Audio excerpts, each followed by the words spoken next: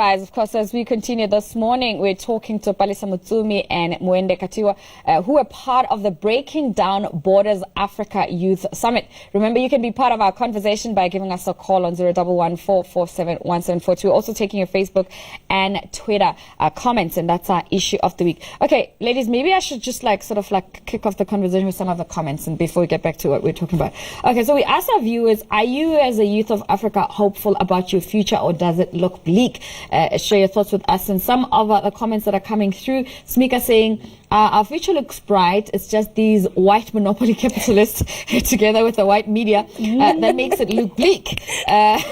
Mapoko Massimo saying bleak, but not thoughts shaped by reality. I have the power to make it work for me. Femelo saying the South African youth is on another level when it comes to the hustle, but the elders in all industries feel threatened by the youth and are not giving them the chance to practice their magic. If the elders would understand, we are in a different era.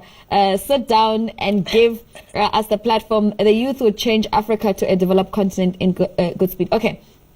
I think we need an intergenerational conversation. I don't totally agree about just youth on their own. Right. Okay, I don't know. But that was did you guys have intergenerational conversations? Yes, that was the most exciting part for me was getting to hear from the elders around here. They're living sources of knowledge, they're living sources of history, and they were able to actually say, you know, you guys, what you're doing here isn't new.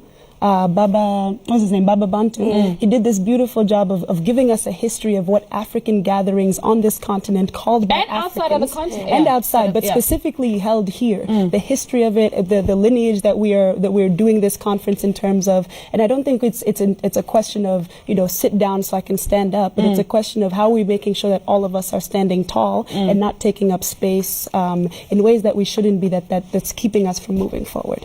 And I think there were two. I mean, Edith Paswane from the African Leadership Institute was so profound in bringing together conversation around how do we place ourselves within the African context. So how have we as Africans sort of put together this conversation from probably 40, 60 years ago. So she really documented every single leader.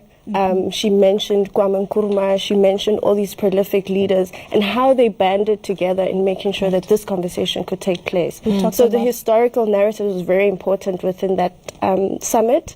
Baba Bantu was quite enlightened in terms of how he brought the energy together and making sure that young people realize that we need an intergenerational conversation, not only amongst ourselves, but within structures of power.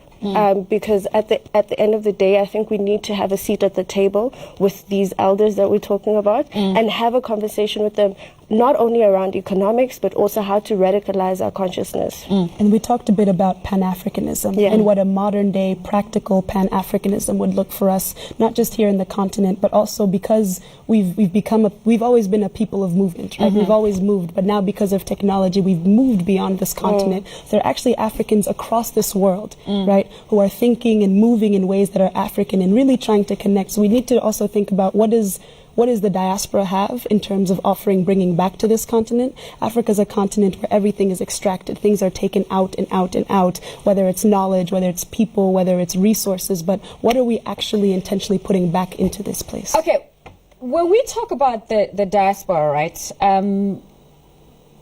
a lot of times, and I don't know if it's dependent on it's one of the things that from one generation to the other is that sometimes we forget about the Caribbean and everything else, but we tend to African Americanize. There's positives to that, and there's also negatives, to that. Because at times it's like, our benchmark is always like, what has the Black American done? And then therefore, that's our standard. Do you know what I'm saying? Is that something that, because that sit down, stand up tone comes from that space, you know? And sometimes our movements are also an emulation of a lot of things that we've seen as Black Americans do that.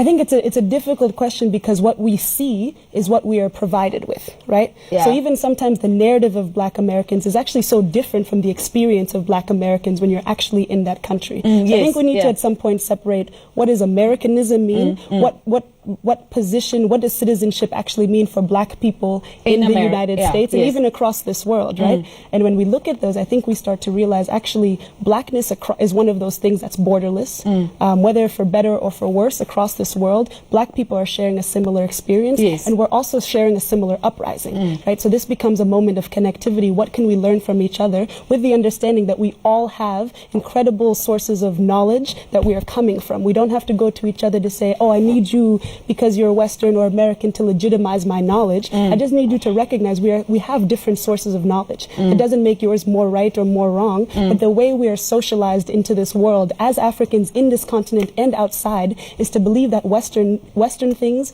give you more legitimacy than the things that you come from.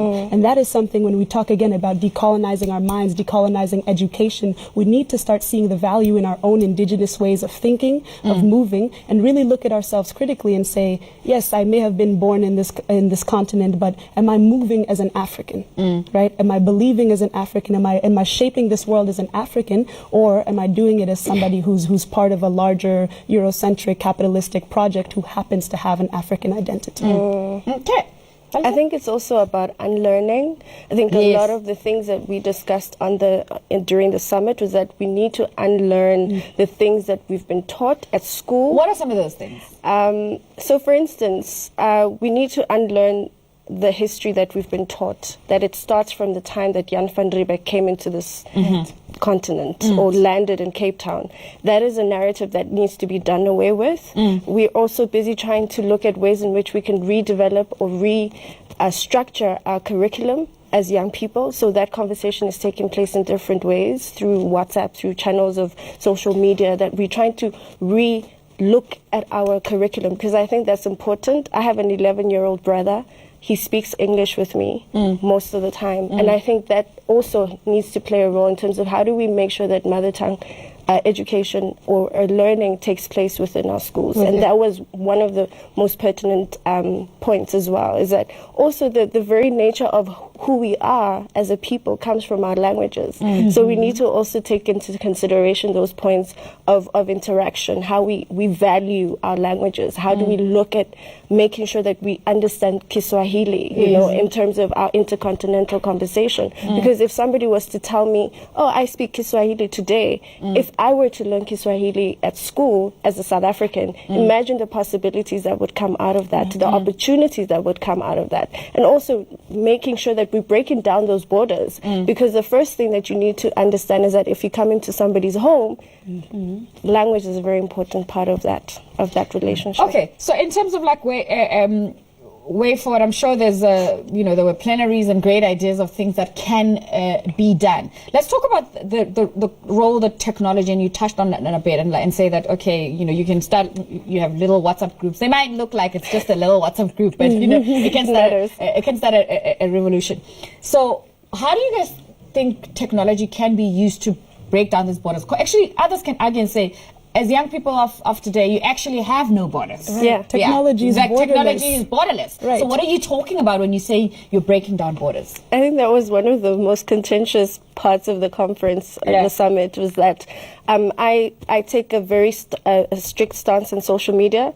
I am for social media revolutions, but I'm also not for just having those conversations on social media, because what it happens is you get a very warped sense of the reality that you're dealing with. So as a person that works on the ground with people that aren't necessarily on social media, but you can be a social media activist, and that's it. And that is all. Yeah, that's all and you have those people, right? And then you become very complicit, and you are part of that system that we're talking about when you really realize that there are people that are just masked in just a different cloak. But when you really look deep into what they're doing, you really don't get a sense of what they're actually about. So I think that's very, very important, and that was one of the things that we wanted to actually deal with, is that how do we utilize technology in a more impactful, more hard-hitting, intentional. And that was also very good in terms of like being intentional about what we're doing. And I think also in terms of technology, we have to, I think often about like the Black Lives Matter movement in the US. There was moments, for instance, during the Ferguson uprising where, you know, people are being tear gassed and all these. And then you have youth from Palestine, right, who are saying, hey guys, we go through this every day. This is what you do when you're tear gassed. That was a moment of technology aiding a revolutionary process, being an intentional moment of connectivity, and realizing also, like you're saying, social media is a tool. It's not the entire toolbox, right? So what other tools are you using to supplement your social media? How are you being intentional about it? Because at the end of the day, it's social media, right? These things were not created for us to be platforms to make change. They were just supposed to be, just some fun way for some guy to make money off of us making connections with each other. But now these connections have been made. So how are we being intentional about leveraging them, about making sure we're building different platforms and using them to speak and not just socialize with one another, but challenge one another to move forward? Okay, great stuff, ladies. Well, we're going to have to leave it at that for today. And then it sounds like you guys made a lot of inroads in your conversations, and I hope this is not the end. It will not be. Okay, it's just it's going to be an annual conference. Yes. Okay, great stuff. Of course, we've been speaking to two amazing young people, Palesa Motsumi and Mwende Katwiwa, who were part of the Breakdown Borders Africa Youth Summit, which just took place recently here in Johannesburg from the 15th to the 20th, of course, together with the Gauteng Enterprise Propeller and Brand South Africa. Awesome work, as you've heard from them. Well, do stay with us. We're coming back with more. We'll have Cabo Snoop from Angola performing for us today, right here on the show.